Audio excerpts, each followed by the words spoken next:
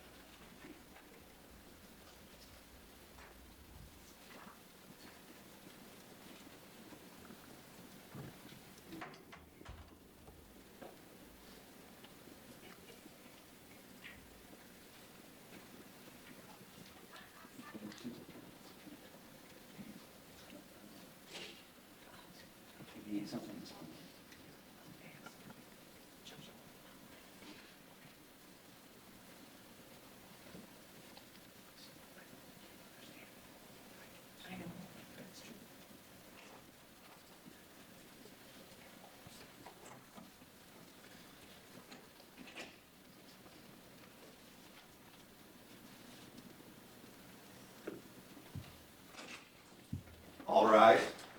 14th Circuit Court, County Muskegon is now in session. The Honorable Matthew R. Case is presiding. Please be seated. All right, good morning.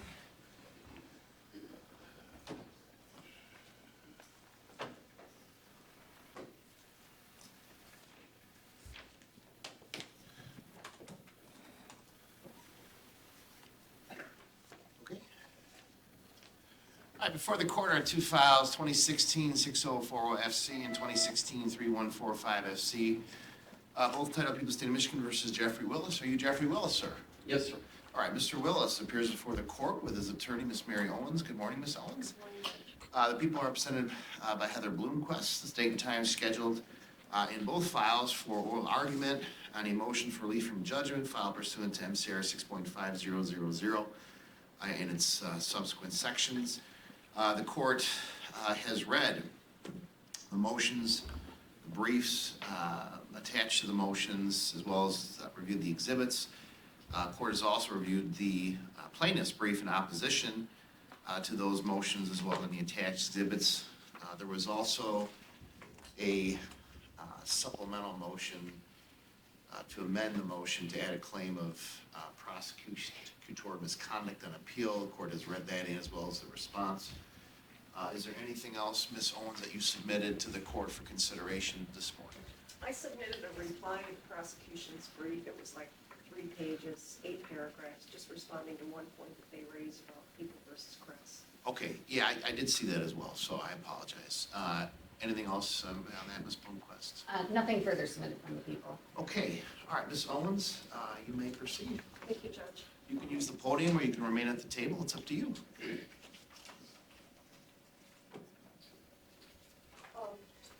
Judge, before I get started, I have one question or request. There are certain parts of our argument that Mr. Willis understands better than I do.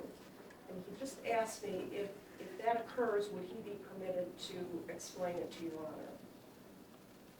Honor? Ms. Bloomquist? Your Honor, I'd object to that. These These are proceedings that are filed by the attorney, and having this dual representation leads to all sorts of issues on appeal. If you were to subsequently appeal this, would it be ineffective assistance of counsel for him to then be arguing something on his own behalf? Bifurcation of it would be an issue. I don't have them before me because I wasn't anticipating this, but there's a lot of cases out there that say that there isn't a dual or hybrid method of representation that should be permitted by our courts. So I would object on that basis. Okay, it is unusual, especially in this kind of motion. If he were testifying, it would be a different story. Ms. Owens, I think I would like you to try the best you can. And if for some reason the court has additional questions, then potentially you could talk to him and then relay what his information is through you. Thank you, Your Honor. It's not that big a deal. I just thought I would bring it up. No, go In ahead. any event, in our motions, which are quite lengthy and supported by a lot of exhibits, we raise a lot of issues. Okay.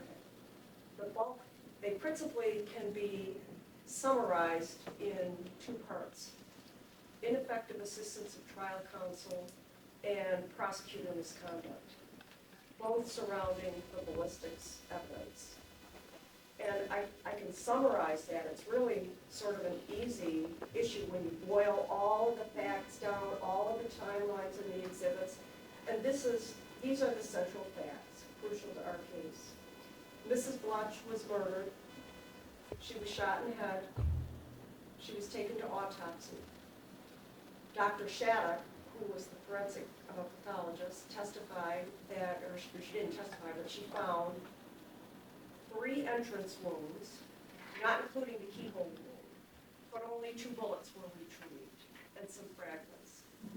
Those bullets were given to Detective Harris, who witnessed the autopsy.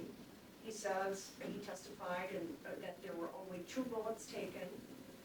So there was 1 entrance wound and no bullet to account for that. So where was the 3rd bullet? So the 2 bullets were taken to the Michigan State Police Lab, and that would be where Lieutenant Crump examined them. And the records show, our exhibits show, that he only received 2 bullets on July 1st. That would be container 15, containing bullets 15A and 15B.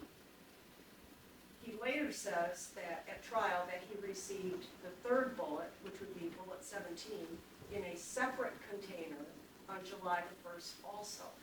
But that is a false statement because as our exhibit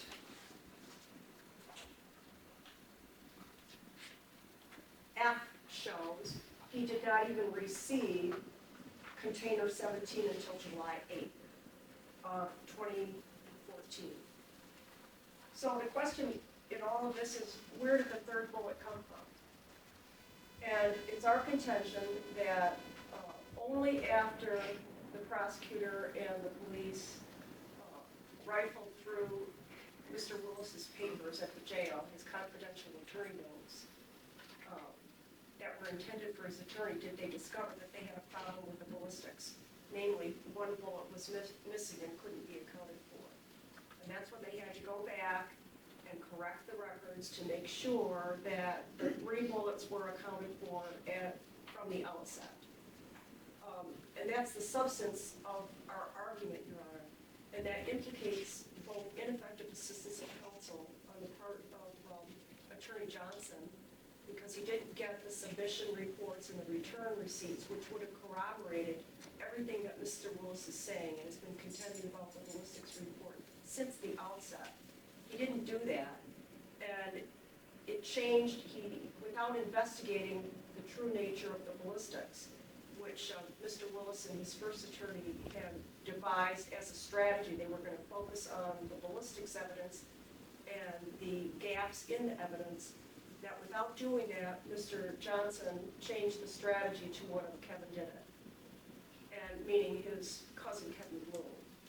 So that's the essence of our argument, Your Honor, and I think that at the very least what our submissions have shown in our exhibits, that when Attorney Justian called this clerical error, and when Lieutenant Crump and DJ Hilson, Prosecutor Hilson at trial said there was a clerical error in the designation of the originating police agency.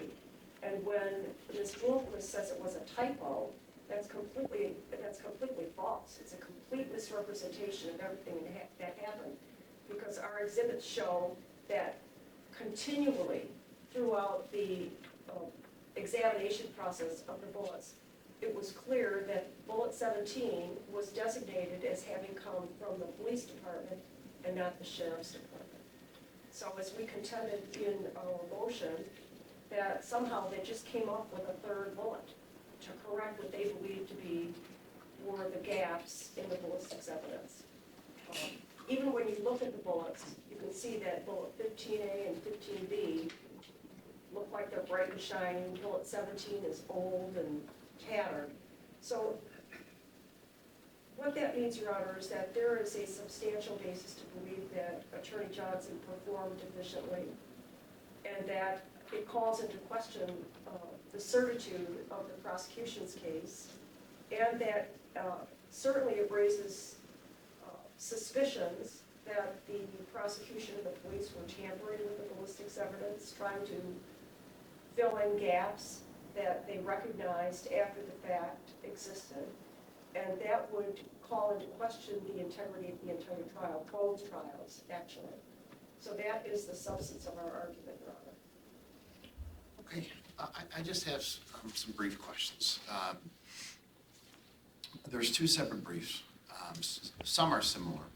I understand the argument is ineffective assistance of trial counsel, but we're dealing with a 6500 motion where the issue was raised in a standard 4 brief filed by your client of essentially the prosecution withholding evidence. And that was decided by the Court of Appeals. Now, I understand that the argument is being made that had the exhibits or what was attached as exhibits, the submission reports and return receipts, I think the argument, I just want to make sure I understand it, the argument essentially is that if Mr. Willis had access to those reports, that he would have been able to make a stronger argument on a standard 4. Is that true? Because it seems like the letters that I've seen indicate that the appellate counsel considered that argument and essentially did not follow up on it because she felt like there were stronger arguments to be made, and that particular argument might detract from those stronger arguments. So aren't we really dealing with not really, we got to start at ineffective assistance of appellate counsel first for the good cause before we even get to trial counsel. Isn't that correct? Yes, Your Honor. And I think you're overlooking one thing, and that is that Mr. Willis was asking his appellate counsel to get these documents too. And he didn't get them until the cases had been submitted and were ready for oral argument. I mean, I suppose there's a technical issue that could be made. Well, he could have filed a motion to hold the case in advance while it's pending in the Court of Appeals. But it's clear that the evidence that he was looking for, all of the complete ballistics evidence, didn't come to him. He didn't get it until after the case was already submitted. Okay. So there are two ways to look at that. One, in the context of ineffective assistance of appellate counsel, because he'd been asking both of his appellate counsels to get those documents too. I think one of them outright refused to do it. The other one finally came up with it, but it wasn't until after the cases had been submitted. The other issue, and this is the reason why the Court of Appeals decision, of course it's binding as to the point that they made. However, it's newly discovered evidence under People v. Press. And two, the Court of Appeals got it wrong too. They say there was only one corrected record that was at issue, and really there were two. The Court of Appeals also said that Mr. Willis couldn't substantiate his claims because he hadn't made the required evidentiary showing. Well, of course he hadn't. He didn't get the documents until after the case was completed. And that's why we've made both the analysis of ineffective assistance of appellate counsel and newly discovered evidence that the court can consider in the context of a 6500 motion. Okay, so just so I understand it, essentially the ineffective assistance of trial counsel argument was not made by counsel to his appellate counsel. The way I look at it is it was not raised, and the argument is that that itself was ineffective assistance of appellate counsel. Is that correct? Yes. And also that it was also ineffective assistance of appellate counsel not to investigate or do what Mr. Willis wanted her to do, which was find these documents so that he could supplement his standard 4 brief, correct? Yes, Your Honor. We as Okay. appellate counsel have that same duty of investigation as trial counsel does. Okay, so those essentially, so you're saying that it was not raised and the failure to do so, the good cause to have the court be able to look at that is because of those 2 issues, is that Yes. correct? Okay. There was other issues raised, well, first starting with the Heeringa case at 6040 FC. There were a couple other issues that were in there. One was failure to properly cross-examine witnesses and the failure to produce exculpatory witnesses. Those were also, well, and then additionally, there was a failure to properly articulate defense strategy until closing argument. I'm just taking kind of like the titles of the sections in the brief. My understanding is that those were not raised as well. Is that correct? That's correct. And is the same argument being made that those should have been raised by appellate counsel and the failure to do so is ineffective assistance, which constitutes good cause? Yes. Okay, all right, I just want to make sure. So then, in the Rebekah Bletsch case, that's 3145, there's similar to the argument of failure to, of trial counsel not to investigate the ballistics issues, and then obviously failure of the appellate counsel to bring that issue. So that was not raised, you're saying, should have been raised for the same reason that we just talked about, correct? Yes. Okay. And then there was a couple other things. There was issues about the closing argument, the change in trial strategy without investigating ballistics, or getting the defendant's consent to change trial strategy. There was failure to properly cross-examine, failure to object to prosecutor misconduct, and failure to investigate or produce exculpatory evidence. My understanding is that those were also not raised, but that you believe that it was ineffective assistance not to raise those. Yes. Okay, all right. One thing I want to make sure though, Judge, and I'm not trying to interrupt, but I guess I am.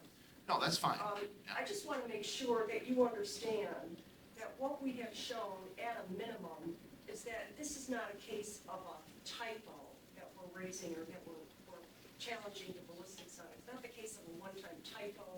It's not a clerical error. The issues that we raised and showed in our submissions show that these were issues that persisted and pervaded all of the ballistics records had they been all obtained, and they weren't.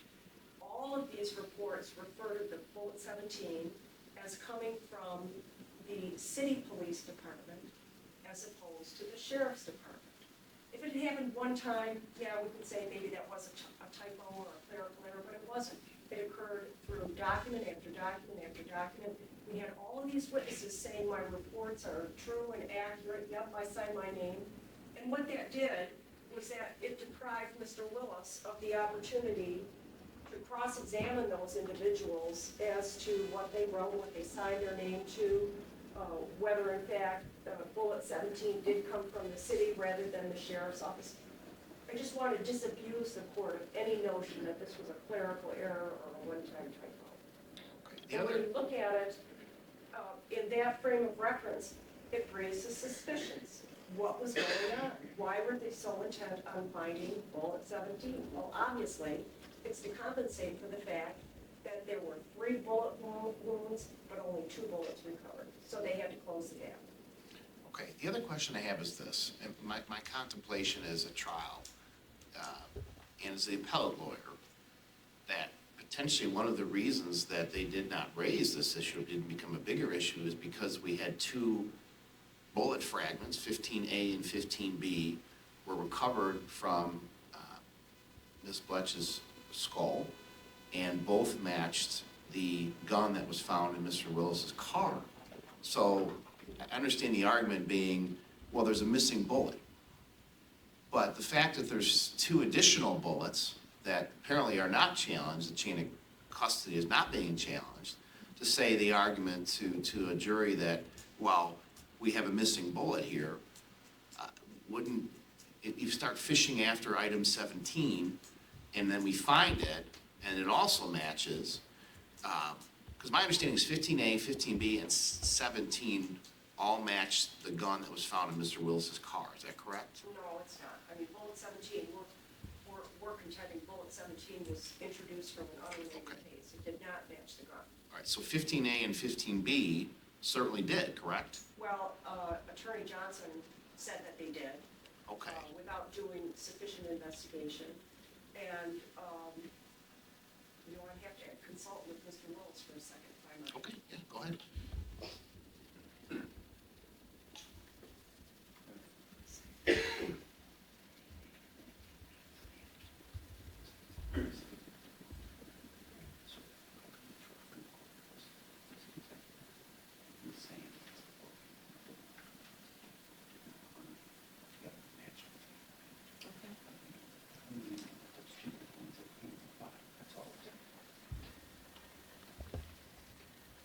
Well, I guess the answer to that, Your Honor, is that once doubt is raised about bullet 17, how can we accept that his conclusions about 15A and 15B matching the gun are accurate? I mean, I hate to say it, but, I think fudging with the evidence occurs more often than we like to think. I just read a case off that I read on Sunday where a forensic expert in Colorado just pleaded guilty to manipulating DNA and is going to prison. I'm not saying that did happen in this case, but I'm saying that once a challenge of this magnitude is raised to the ballistics evidence, it calls everything else into question. I agree that Attorney Johnson made that stipulation. Yes, he did. But we would say that was another instance of ineffectiveness on his part. Okay. So you're saying that had he made the argument about the inconsistencies in item 17, that would have raised some sort of doubt about the legitimacy of 15A and 15B for the jury? Could have. Okay. Yeah, absolutely. Were there any issues that have been identified in regards to the chain of custody for 15A and 15B? Not that, well, if item 17 was a problem, like, the argument is, well, if item 17 was a problem, then there must be a problem with 15A and 15B. Is there any documentation where they're saying there's similar errors or similar problems? I think in all candor, we have nothing to dispute the chain of custody from the autopsy to the Michigan State Police lab. That would have been June 30th, the autopsy, and 15A and 15B are taken to the lab. We don't have anything to dispute that. So what the argument's being made is that assuming the argument is being made is accurate, that there's all these issues with item 17, that had that been brought up at trial, that would have raised enough doubt on 15A and 15B to result in a different outcome at trial. I think it could have, Your Honor. When the ballistics was one of the chief pillars of the prosecution. And once you show that the ballistics evidence is subject to challenge or may even be tainted, I could see a jury saying, I don't believe any of it. Okay, all right. All right, anything else you want to add? No, Your Honor. All right, thank you, Ms. Owens. All right, Ms. Bloomquist. Thank you, Your Honor.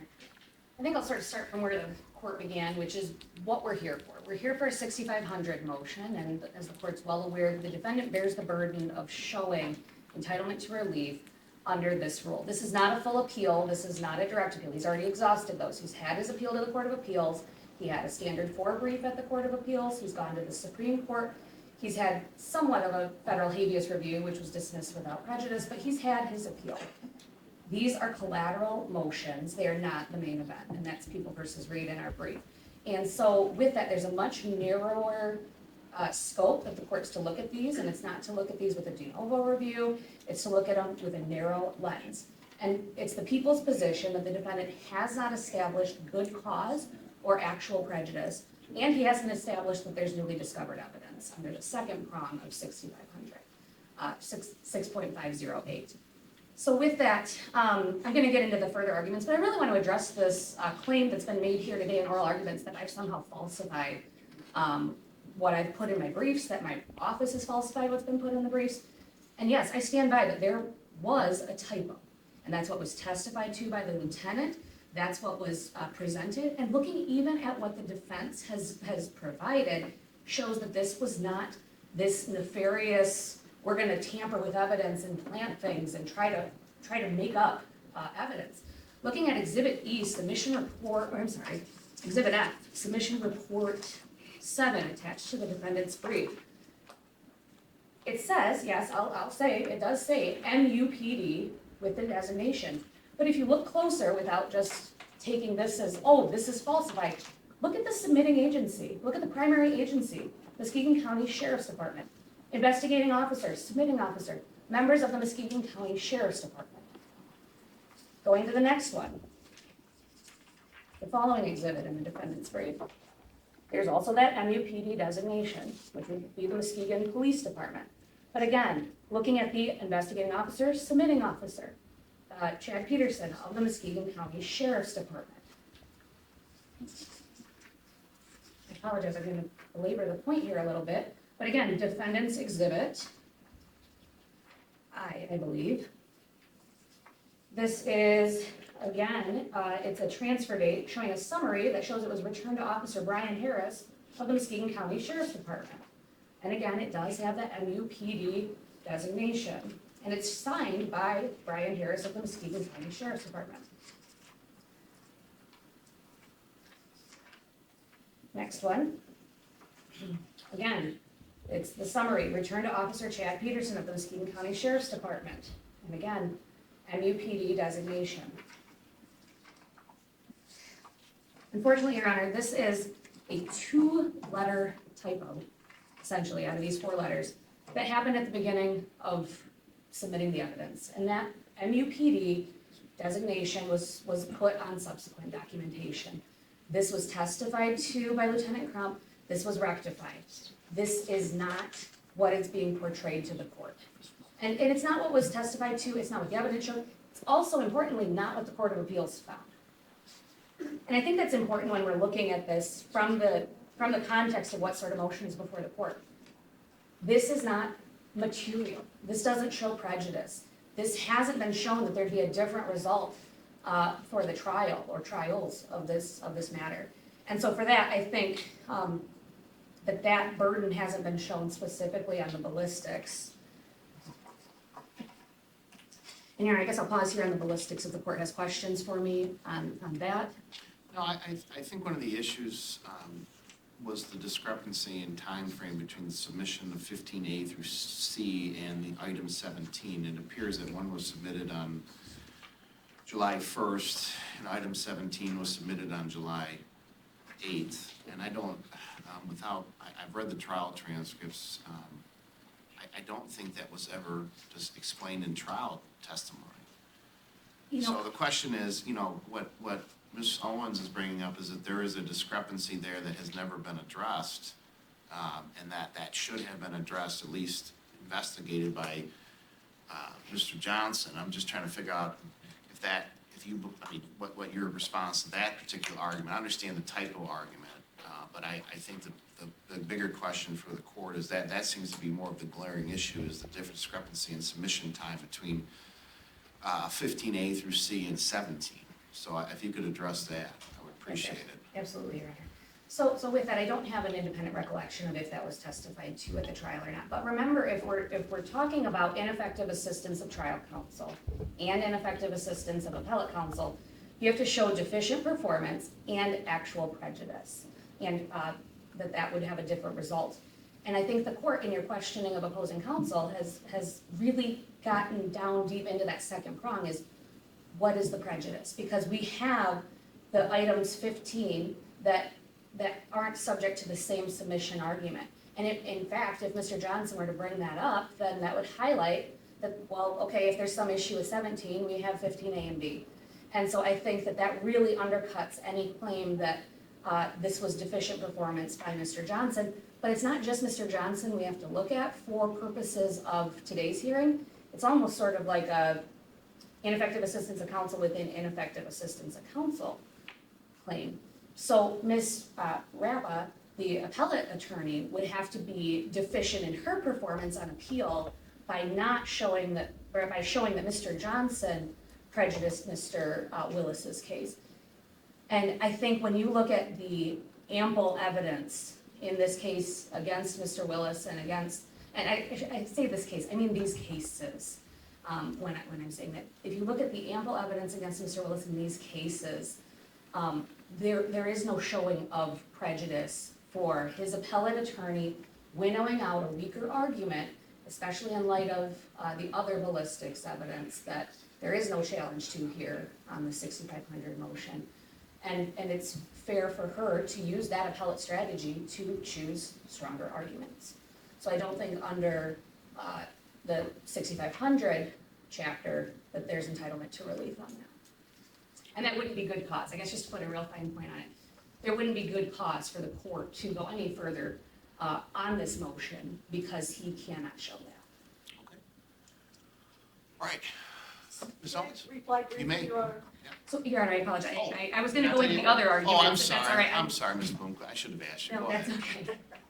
Well, and really, Your Honor, I think I would just be echoing myself a little bit on these other arguments as it relates to claims that were not brought on appeal, that defense is now saying should have been brought on appeal.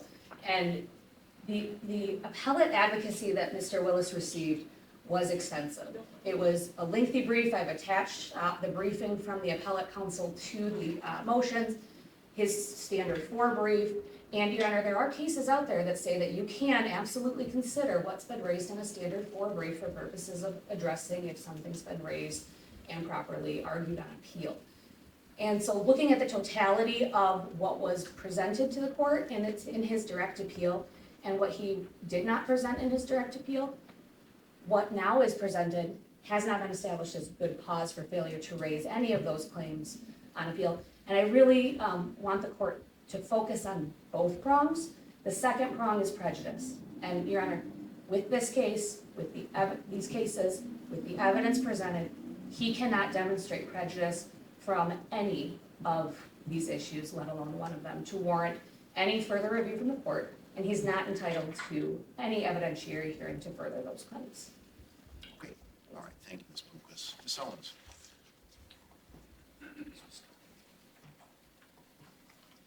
Just a couple of things, Your Honor.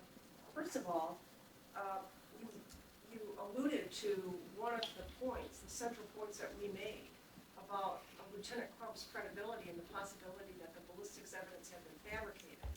And that is that container 17 wasn't even received into the lab until July the 8th. And he did testify at trial that all of the bullets were received on July the 1st, which we can show is manifestly untrue. Now, if he's shown to be untruthful or erroneous with respect to the provenance of bullet 17 and where it came from and when he examined it, there's no reason that the jury would believe him on anything, to be honest. That's one point.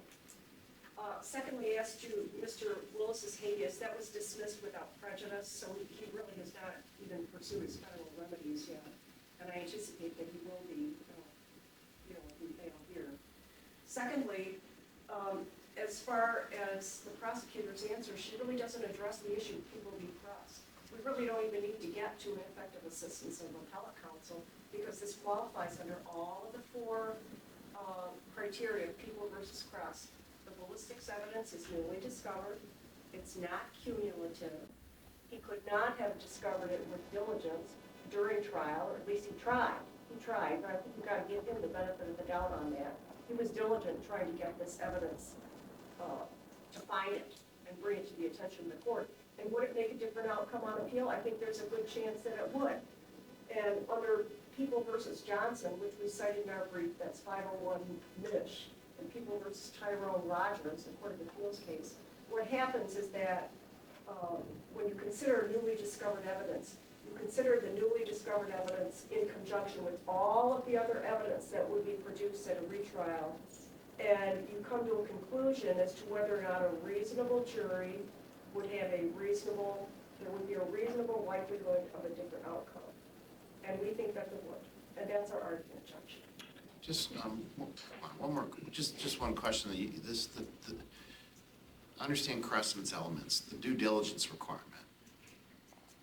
Mr. Willis, I believe, appeared before the court multiple times. I mean, wasn't it possible for Mr. Willis to have addressed the court and said, Judge, I've been asking for this stuff and I haven't gotten it yet? Or for him to even do a FOIA request on his own from the first of all, jail? I don't believe that prisoners are allowed to do FOIA requests themselves. Well, I'm talking about during trial, though, to lead up to trial. Just what you and the prosecutor admonished me at the very beginning, you've got to go through your lawyer. So that's what he was trying to do, is go through Attorney Johnson. And you recall, at the very end of the Heeringa trial, at page 51, trial volume 10, he says, well, Judge, Mr. Willis asked me to submit these, this is after the jury's gone out, Mr. Liberty. Mr.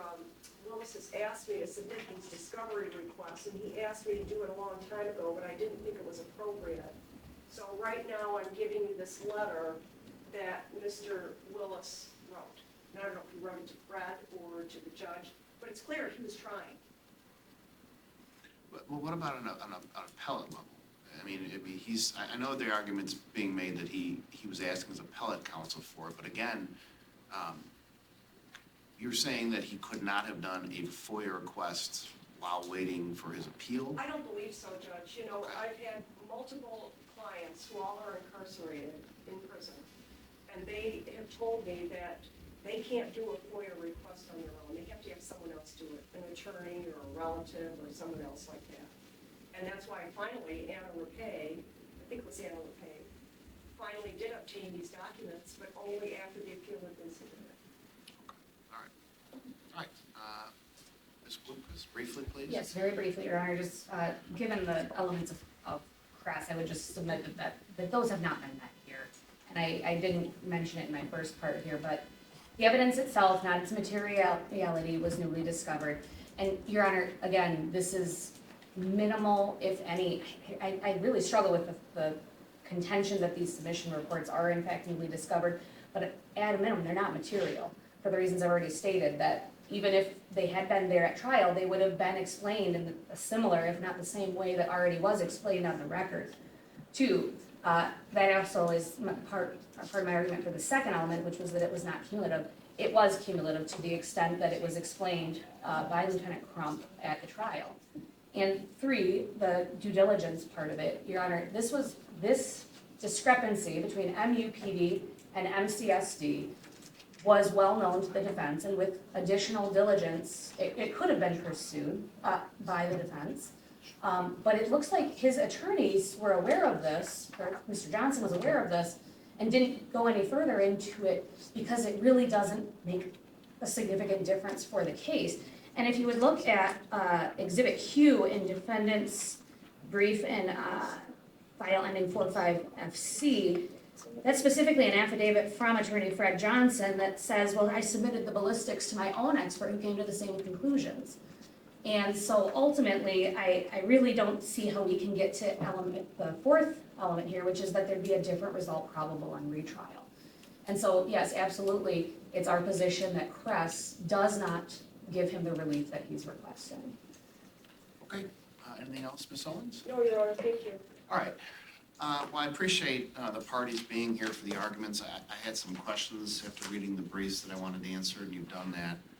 There's a lot of material to, again, re-review. These cases are incredibly important, as are any case involving the death of an individual. So the court is going to take the time it needs to re-review what has been submitted, the arguments being made, as well as the answers to the questions made today.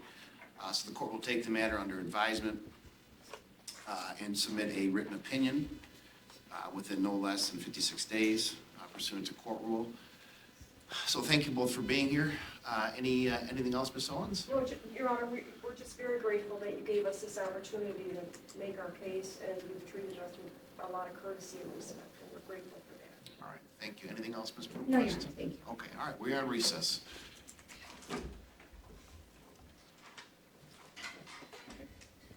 Second.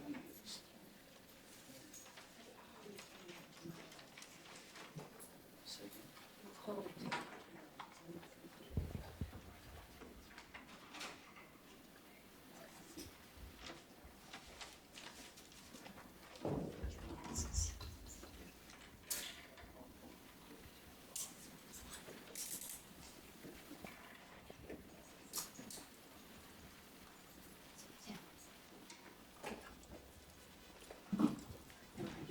law